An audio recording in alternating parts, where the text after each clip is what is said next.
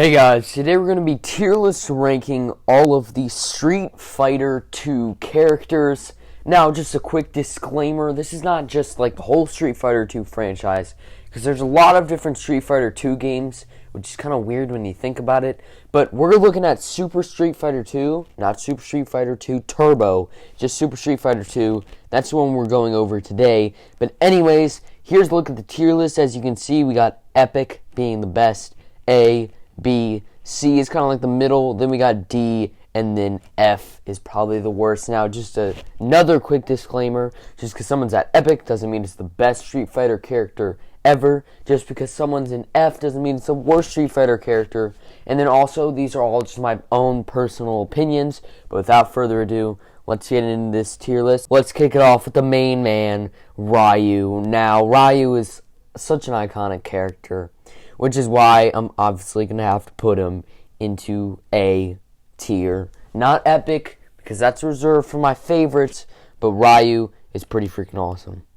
Moving on from Ryu, we have E Honda. This is another really cool character. This sumo wrestler is just it's a really cool character, and he's different than some of the other ones, which is why I think he's going to go into A for me also, probably above Ryu right here. Oh, I don't think I can switch that.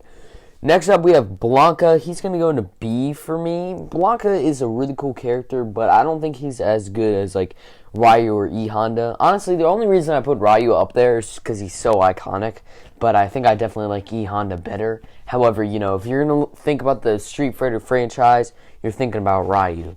Anyways, moving on from that, we got Zangief. Now, I feel like Zangief, like, I'm a fan of wrestling, pro wrestling, but even I'm, like, not that big about Zangief, which is why I think Zangief is going to go into B. It's not, like, as good as some of these A-tier guys, but Zangief is still pretty cool.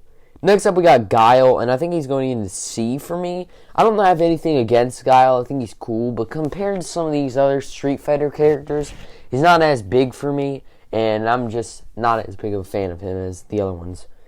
Next up, we have Chun Li. I think she's going to go into B for me. I was never, like, that big on Chun Li, but I definitely like the character, and that's why she's going to go into B and not, like, C or anything lower.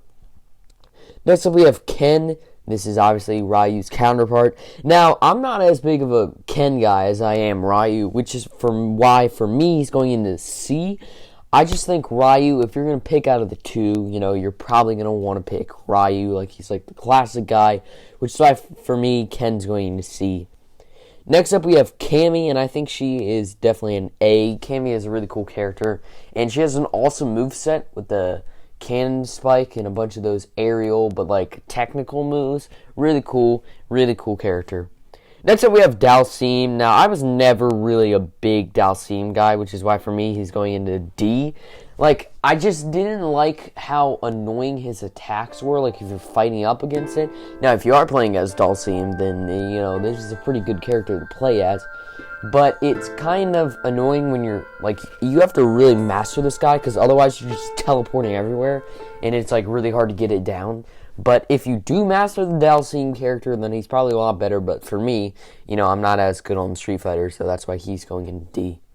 Next up, we have T-Hawk. This is another B. I think T-Hawk is a really cool character, and it's just very interesting about his story, and I think that's why he's going into B. Alright, next up we have Fei Long. Now, this guy is, like, in my opinion, pretty bad, which is why he's going into F. He has a boring moveset, and the character background is just, like, really, like, lame. Like, there's really not much to him, and that's why he's going into F for me.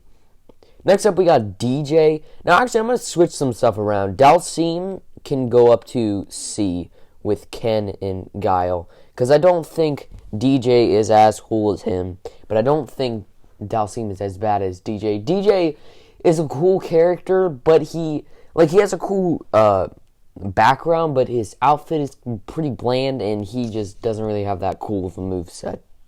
Next up, we have Balrog. This is another one going into B. I like Balrog's look, especially in some of the newer Street Fighter games. But back at this time, Super Street Fighter 2, Balrog was still a really cool character. And, you know, he shows up looking like he's about to kick everyone and knock their teeth in. I mean, he's just such a cool character. Next up, we have Sagat. This is going to be another B. Sagat is a cool character, but he's just dressed up really plain. That's why I don't rank him as high as some of these other ones, but he's still a really cool character. Next up, we have M. Bison. M. Bison, in my opinion, is going to have to be epic. You see this guy walk into the room, and you are instantly, like, scared out of your mind. I mean, this dude is, like, nuts with the psycho power and everything. The final boss, I mean, he's just so freaking cool.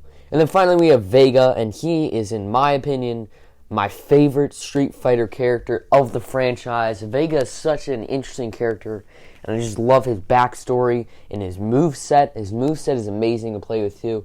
And then also, he's just a super cool character. So that was my tier list. I hope you guys did enjoy. If you did, leave a like. And, of course, if you haven't already and you want to see more of this, subscribe. Also, leave a comment down below on what you think about my tier list. And I'll see you guys in the next one.